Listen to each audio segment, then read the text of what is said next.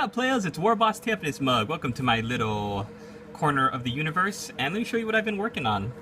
So as most of you have seen, I've got these Deathcore Krieg, Quartermaster, and Retinue models coming down the pike. So really pleased with how that guy came out, and the servitor, so awesome, looks really cool, really happy with it. Now, if you've never seen the Forge World models, the Quartermaster and Retinue, you've got two other models that come with it.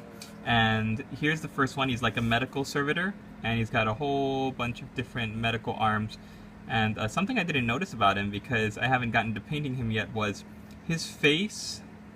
Let's see if we can zoom in here. His face is like stapled onto just a bunch of wires and stuff. This face is like not real, I think.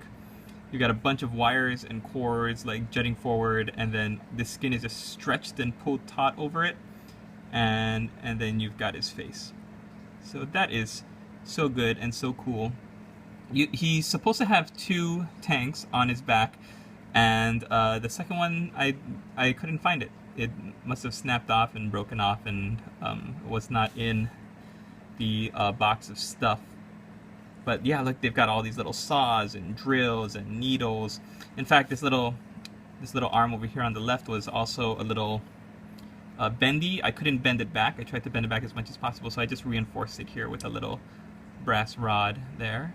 But yeah, I'm really happy about this guy. I'm going to paint him up with a white surgical apron, and then some brown robes to show a nice little color differentiation. And here's the other guy, the secretary servitor for the Quartermaster, who keeps all the records and data. So he's got this giant bulletin board looking thing on his back with sheets and rolls of parchment and stuff. He's got no right arm. It's been completely removed and replaced by just a bunch of cords and tubes. I think I'm going to have to spray prime this a little bit better. I'll go back over with the spray primer. You can still see the resin underneath. But what a fantastic looking model. And again, I think he's got what's left of a face, no mouth and no bottom jaw. It's been replaced by this tube thing, so his skin just kind of hangs and droops down.